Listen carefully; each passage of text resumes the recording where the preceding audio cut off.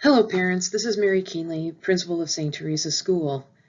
I hope you are doing well and you are ready to both finish up this school year and are thinking a little bit about next year, both in a positive way as well as probably having some questions. But most importantly, I hope you're ready for the 10 weeks of summer that are coming up really quickly. Before we start this presentation, I just want to thank you again for all your cooperation and your collaboration during this very unusual time in all of our lives. No one has what we have at St. Teresa's School, and I am ever so grateful both for all the hard work that you have put in, as well as for all the ideas, suggestions, emails that you have given me that has helped us improve not only this year, but also looking ahead to the future and making improvements there. So thank you very much for all you've done. You should get the Teacher of the Year award in this very unusual situation. So let's talk a little bit about what's coming up, preparing for next year. As far as we are aware, as informed by both the governor's office as well as the superintendent of schools of the Archdiocese of Chicago, we are looking at 5 possible student attendance contingencies for August. Obviously, our choice is number 1 and a close second, which would be okay, which would be number 2. A full in-person academic year, business as usual, and a little bit of a late start to the academic year, also pretty much business as usual. The third contingency that we're looking at is a regular start to the year with a return to e-learning. They're expecting maybe around October. How long it will last, they don't know, possibly through the vaccine. The fourth possibility, which is not something we want, but we have to look at carefully, is starting the year e-learning on the date scheduled in the calendar through an unknown end date, very possibly the vaccine date. And then finally, a very unusual combination of in-person and e-learning attendance, and there are several permutations of this that could continue through the possibility of the vaccine. When will we know where we're headed? I don't know. I am personally looking at July 15th as a date where we will have significantly more solid information about what phase we are in. We need to be in phase 4 in order to really seriously look at in-person schooling.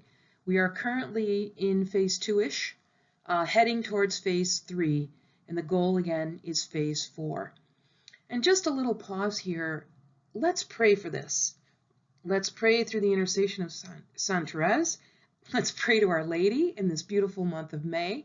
Let's pray really hard. It's what our Lord wants. He wants us to get closer to Him. He wants us to go to Him. So let's go to Him and say, enough. Let's get this done. Let the vaccine guys do their things. Let's end this. Let's get our kids and our lives back to normal. So some key concepts for next year, regardless of what the form of schooling is, there are 3 keys that we are looking at for next year. First is engagement, second is assessment, and third is standards. When we talk about engagement, we're looking at connection with students, and in this case, no matter what the modality, we are going to be looking at establishing both relationship and routine. We also are going to be looking at connecting the students with the learning goals and the standards so that they have an understanding where they need to go, what they need to learn, the standards that they need to master in the upcoming months. We also want to connect students with their progress so that they understand where they are today, where they want to go tomorrow, and where they're going to be in the future. And then obviously connecting students in the instruction itself so that they can reasonably progress regardless of what the modality of teaching is. The second concept we are looking at is assessment. Finding out through evidence what was learned up to this point when it comes to August, and then at various points throughout the year. In some cases daily. We want to assess daily what the children have learned. We want to assess by unit. We want to assess by concept. We assess not necessarily to give grades, but to inform our instruction, to find out what the students have learned and what they haven't quite mastered yet. And we also use this information to measure progress. Relative to the goal, where is the student today? Where was the student yesterday? And where do we want the student to be tomorrow? And the goal of all this is the mastery of the required standards for the grade level by next June, a year from now. The key to assessment is that it generates evidence of learning. It's not a suspicion of learning. It's not a, well, the child did the worksheet or I taught it, but that there's actual evidence that the child has mastered or shown progress in the particular standard or particular concept. We then turn around and use that to inform our instruction, what we need to teach and how we need to teach it. And then we use this evidence to measure and monitor progress. One amazing tool that we have available to us, we had it this year on a trial basis, and we have it full-blown next year, is iReady. And iReady is an interactive online learning assessment. And it looks at the standards and it assesses for micro standards. That is not just the standard of the subject matter, but the little tiny substandards that are underneath it that lead to the mastery of the main standard. And it is done online, and so every child will get their own results, and not only will they get results, but it will also inform the teacher as to what needs need to be met, where the child is exceeding, where the child is on level, and where the child is showing deficit. It will generate its own instruction, which is online, but it will also generate information for the teacher to go back and reteach, form small groups, etc. We are going to be using iReady in this way in grades K through 6th in ELA and math. So watch for more about this, but we're very excited about this unbelievably valuable tool that we have available to us. And the third critical concept that we're looking at for next year are standards. And standards in education are the same as standards in any other field. In education at St. Teresa, it's what a St. Teresa school student should know and be able to do in a subject level at a grade level. Standards are always accessible, that they can create evidence of learning, and that they're measurable, that they can be assessed. And the standards that we will be focusing on next year are the standards from T3 this year and T1, T2, and T3 next year. Again, so that by the end of next year, by June of 2021, your child has proper mastery of all the standards that he or she should have at that grade level.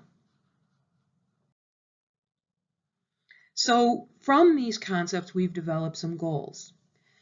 First and foremost, that the teachers will know with evidence where each individual student stands in ELA and math by September 15th. So the beginning of the school year, gathering evidence about what the student learned in trimester 3 and throughout this whole year, where the, what we call the summer slide has happened and where the child is performing by September 15th. Gives us 3 or 4 weeks to gather that information. Very importantly, the students will also understand where they are in their learning and what their target goals are. They will have this skill at a novice level by the end of September, at an intermediate level by December, and at a very advanced level by June of 2021. This is new in our program, and we're going to be talking more about this goal setting and goal concept and measuring of goals by the student, his or herself. And then final academic goal is students will demonstrate appropriate mastery of all the grade level standards by June 3rd, 2021. And that's where that evening out is occurring. On a personal, non-academic level, we have as our goals to understand how each student has been impacted personally by COVID by October 1st. And this can have anything to do with personal issues going on in the family, having to do with understanding of school relationships and routines, understanding of different safety concerns that the child might have. So understanding how each student has been impacted. We will also address the student needs for reconnection and relationship, as well as an internalization of school rituals and routines during the first six weeks of school. For the older students, this is not going to be that dramatic. For the younger students, it could be very large and very dramatic. And then finally, we will be addressing all the school skills impacted by the situation in trimester 3. The teachers who have been working on this are very much prepared to engage their students no matter what the learning dynamic is. They, like all of us, want that first contingency that we're back in school like normal, and they'll even take a late start. But regardless, they're ready to engage. But they're not only ready to engage the same way they always are, but they're looking at this with new eyes, like we all are, ready to go in to assess, to teach to the standards, and to make sure that both the social, emotional, and the academic goals are being met. Key to this, you will see in teacher learning plans, is the establishment of relationships and routines in novel ways, starting as early as July 15th, when we're getting that information. You're going to see teachers using an increase of video for student contact and communication, both in the summer and then, if we have to, in the fall, as well as increased use of video for direct and collaborative instruction if we are in an e-learning platform. And regardless of the modality of our learning, all the teachers will be using new means of assessing our students' learning to inform our instruction. Questions have been asked about summer study, and we've been looking at this for several weeks. And the best response that we can give regarding summer study is that it's really time to reboot and unplug this summer. So this year we are going to take a different look at summer study. We will go back to regular summer study in 2021, but for the summer of 2020, we're going to go back and do kind of an old-fashioned summer. In June and July, we encourage the children to read and help your children to read voraciously from the required reading list. It's an encouraged reading list this year, not a required one. We also encourage you to really take a hard look at screen time and to limit and maybe even go screenless this summer. For the younger kids, it's not as hard to do. For the older kids, you're really going to have to be strong. You're going to have to break them away from those screens. It's not good for them. They've been spending the last whole trimester since March 13th. They've been staring at a screen, and I think on their off time they have been as well. Let's break the screens. Let's take advantage of a good old Chicago summer. We're going to be providing you actually with a form very similar to this list that you see here of things that you can do during the summer. We strongly encourage physical activity and play outdoors in the sunshine, and as much as allowable or as possible given the situation, social and group activities. Again, if it's not allowed, it's not allowed. But if it is allowed, getting together, reacquainting, reestablishing those social skills, learning how to play, to work, and to be together again. When August rolls around, we're going to kick back into school mode. 3rd through 8th grade will have their required August book, and preschool through 2nd grade will be looking more seriously at the recommended reading list so that their minds turn back onto school, reigniting those reading skills and moving forward. Now, this doesn't mean that you can't keep working. If some of you like to do summer math and your children enjoy it, please go ahead. If you're working with learning support and your children are enjoying it, there's no reason why you can't go ahead. You will have the summer study packet. But if your kids aren't up for it and you're tired of it, let's take a break. This has been an unbelievably stressful time for everyone. So this is a good time to take a little break, and we're going to come back and hit it strong starting in August. So some additional upcoming events. We had scheduled the Welcome To meetings just these past 2 weeks, and obviously they were not held. So they have been rescheduled to online versions coming the week of July the 20th. There will be 4 of these Welcome To meetings. Welcome to Preschool for entering preschoolers. Welcome to Kindergarten for entering kindergartners. Welcome to 4th grade. This is our new meeting for those coming to 4th grade for the first time to talk about the new learning dynamic in 4th grade. And then finally, Welcome to Middle School for those families with students entering 6th grade. We are also scheduling and hoping to have in person our regular start of school meetings. Curriculum night being Tuesday, August 18th with a new flair to it. We've restructured curriculum night quite a bit. And then also meet the teacher on Wednesday, August 19th, also restructured just a bit to reflect the situation that we're in. And then finally, the first full day of school, we hope on Thursday, August the 20th. So let's talk now about finishing up this school year. Grading, as we have mentioned before, will be on a much more simplified scale.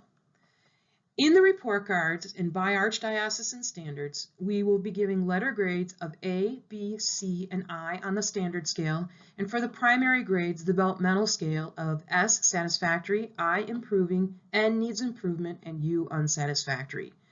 The way we are measuring this is if a child completed 90 to 100% of the work was collected, means it was done correctly and it was accepted, that will equate to an A. 80 to 89% is a B, 69 to 79% is a C, and anything less than 69% will receive a grade of I. A grade of I will also precipitate a meeting between me, your child, and yourselves to discuss a remediation plan, what the child is going to do to make up for that incomplete, so that at least the work has been reviewed and studied prior to the start of the next school year. For any courses that were not taught or required, the report card will be blank, and your report cards will be available at your pickup time, which we're going to be talking about in a minute.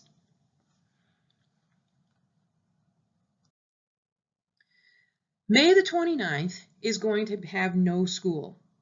We are going to use this as a teacher workday to get everything prepared for the last days of school. So there will be no school on Monday, May 25th, which is Memorial Day, and no school on Friday, May the 29th. It's a teacher workday.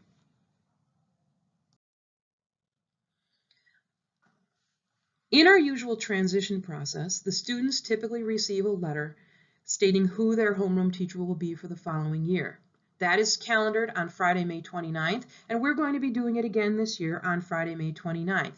However, it is going to be in the form of a short video from your child's new homeroom teacher. The video will be addressed to you, and in students who are entering grades 5 through 8, they will also receive a copy of the welcome video, but the parents will all get them, but there will be a second video sent to students entering grades 5 through 8 on their STS email. This video will be received by you on Friday, May 29th at 3:00 p.m. Just a little note, if you have twins, you will receive a second email telling you which child is in which homeroom, because the master video won't say that. If by 3:15 p.m. on Friday, May 29th, you have not received your video, please email me, mkeenly@stteresaschool.com, and I will find out what happened. Before you do that, however, please do check your spam, because it will have a video in it, and sometimes those get spammed. As scheduled, we will also have Meet the Teacher Day this year. However, it will be a meet as in Google Meet, as opposed to meet as in person. These meets will occur on Tuesday, June the 2nd. Entering K through entering 2 will be at 9 o'clock, entering 3 through 5 will be at 9:30, and entering 6 through 8 will be at 10:00 a.m. The link to the meet will be contained in the email with the homeroom teacher announcement. And again, if there are any questions about this, about the link, please email your new homeroom teacher. If there are any questions in general, please email Ms. Keenly.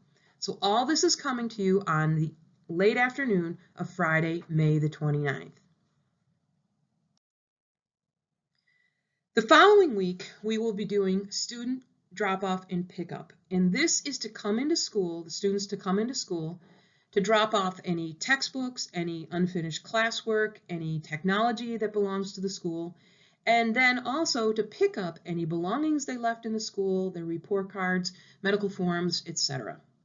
So I'm going to review these pickup procedures with you now, and I will go through them a couple times because they're a little technical, but it should work. If we can follow these procedures, it will all be done according to both state and archdiocesan guidelines, and it'll be done very safely.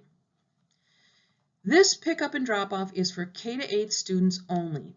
On these days, no parents will be allowed in the building, just kids. You will have times assigned to you on June 2nd and June 3rd to pick up and drop off. Families will be kept together. You will be allowed a 5-minute slot. There will be 5-minute slots. On that day, at the allotted time, parents, you will drop the students off at door 4. That's the second door across from the playground. At door 4 will be Coach S. He will sign your child in. The students will then proceed clockwise to Mr. Tuntlin. At Mr. Tuntlin's table, they will drop off any school technology that they have. That's mostly 4th through 8th grade. So any school technology gets dropped off at Mr. Tuntlin right there. They then proceed continuing clockwise through the building to their classroom. Outside of their classroom, there will be blue X's marked on the floor. They should stand on the blue X on the far door of the classroom, the first door that they come to, and wait until they are called into the classroom by the teacher. There will only be one child allowed in the classroom at a time. They will enter through the back door of the classroom. They will drop off any items that they are bringing back to the spaces designated by the teacher. They will then go to their school desk and pick up any items that belong to them. They will then exit through the outdoor of the classroom, continuing clockwise to door 7 and exiting the building. You will have dropped your child off at door 4, driven down Fremont, turned around, and come back into the Benton Street parking lot to pick your child up at door 7. The whole process should not take longer than 5 minutes because they're scheduled so that there should be no waiting and they're not allowed to linger in the building. So you are going to go outside of the building clockwise from door 4 around to the Benton Street back to door 7. The kids are going to be inside the building going clockwise from door 4 around to their classroom and back out door 7. There will be teachers that will be posted throughout the building, so if your child gets confused or lost or isn't following the safety procedures, they will be helped through the building and back out the door. Your child must be in a mask the entire time they are in the building, and the mask must cover both the nose and the mouth. And I know this can be tricky for the younger kids, so we will help them out with that.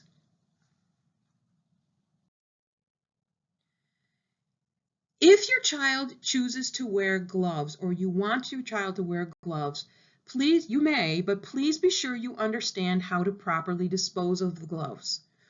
The gloves should not be disposed of in the school. You will have to dispose of them in your car.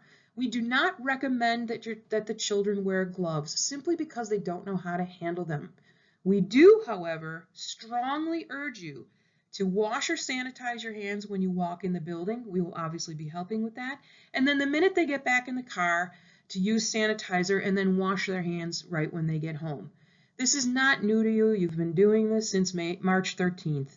But just a reminder of these safety precautions. So again, kids will come in through door 4, they will go around to their classrooms, drop off what they need to drop off, pick up what they need to pick up, and back out door 7. They will be kept 8 feet apart at all times, and they must wear a mask at all times. What they will be bringing home with them is their report card, any medical forms or medical items that need to be returned. Not everybody will have this. Any remaining personal items that weren't taken home on March 13th, and then something very special. And I ask you to talk to your child about this. In the packet that's going to go home is going to be an envelope addressed to you that will contain a blessing letter. This blessing letter is from their current homeroom teacher, and it is not to be opened. Please do not open it until the closing prayer service. And there's a moment in the closing prayer service when the children will be asked to open their blessing letters. So if you could please stay on top of this, we will stay on top of it in the classroom. And if you could either take it from your child or make sure your child doesn't open it until the moment in the prayer service when your child will open the blessing letter. So keep aware that that is something that's going to be coming home. We do encourage your child to bring a bag or a backpack with them, both to return the items as well as to pack up any items that they will be bringing back home with them. So just to review the general calendar, again, Friday, May the 29th is a Teacher Institute Day. There will be no classes held for students that day.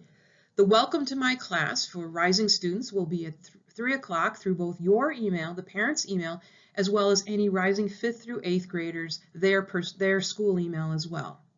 In addition, the bus forms will be due. Those have not been sent out yet, but they are coming very soon. They are all online this year. They are not on paper, so they should be very easy to fill out. Those are also due on Friday, May the 29th. The schedule of pickup and drop-off, Monday, June the 1st, is 8th grade only between 9 and 11. And then preschool is going to have its own separate drop-off between 12 and 3. Preschool, you will drop off and pick up at doors 7 and 1 or at doors 3 and 4. This information will be coming directly from your preschool teacher. This is a car parent pickup, not an in-school building pickup like the K through 8th grade is. And I hope I didn't just confuse everybody. So that's Monday, June 1st. On Tuesday, June the 2nd, your child will meet his or her new teacher on a Google Meet. 9 o'clock K through 2, 9:30, 3 through 5, and 10 o'clock, 6 through 8. And then there will be a drop-off and pickup between 12 and 4, and you will be assigned a time. On Wednesday, there will also be student drop-off and pickup between 9 and 4, and you will also be assigned a time. On Friday, June the 4th, there will be closing prayer on video format at 10 o'clock. That will come through your email, both to the students who have email, so current 4th through 8th grade, and then to parent email for all the grades. And then following that at noon, there will be a closing parade with the graduates in the parking lot, very similar to what we did a couple weeks ago.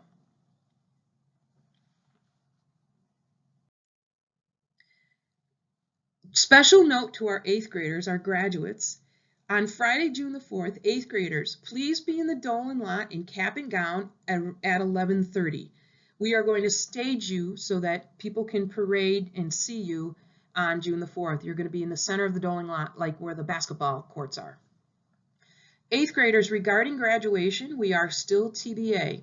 And as we've been saying all along, our goal is to have a very intimate in-person graduation ceremony now in July, if it is allowable. If it is not allowable, we will do a virtual graduation. Parents, please be aware, it will be for the graduate and parents only, and we will live stream the ceremony so other family members can watch.